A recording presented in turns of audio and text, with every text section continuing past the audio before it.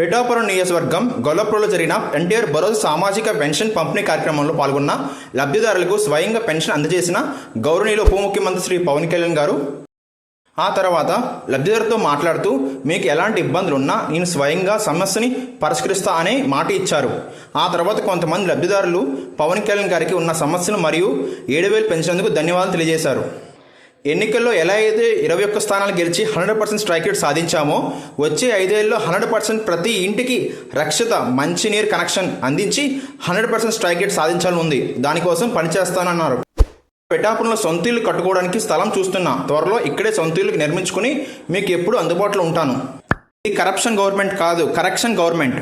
గత ప్రభుత్వం చేసిన తప్పిదాలను సరిచేస్తాం, సరైన పనులు అందిస్తాం. మన ప్రభుత్వం చాలా బలంగా పనిచేస్తుంది. మొన్న కాకినాడలో మంత్రి శ్రీ నాదెండ్ల మనోహర్ గారు అక్రమంగా తరలిస్తున్న 5,300 మెట్రిక్ టన్నులు రేషన్ బియ్యాన్ని పట్టుకున్నారు. గతంలో మేము ఆరోపణలు చేస్తే తప్పు అన్నారు. ఇప్పుడు మేము అక్రమ రవాణాను అడ్డుకొని మేము చేసిన ఆరోపణలు నిజమని నిరూపించాం. ప్రభుత్వ ఉద్యోగి మీ ఇంటికి వచ్చిన పెన్షన్ అందిస్తారు. వారికి ₹1 కూడా ఇవ్వాల్సిన అవసరం లేదు. ప్రభుత్వ ఉద్యోగి బాధ్యత. అదే వాలంటీర్ అయితే అతను ప్రైవేట్ ఉద్యోగి. అతను మీ నుండి డబ్బు తీసుకున్నా దానిపై పెద్దగా చర్యలు తీసుకోలేము. కానీ ప్రభుత్వ ఉద్యోగి మీ పెన్షన్ నుండి డబ్బులు తీసుకుంటే కేసు పెట్టొచ్చు. ప్రభుత్వ ఉద్యోగులు జవాబుదారీతనం ఉంటుంది.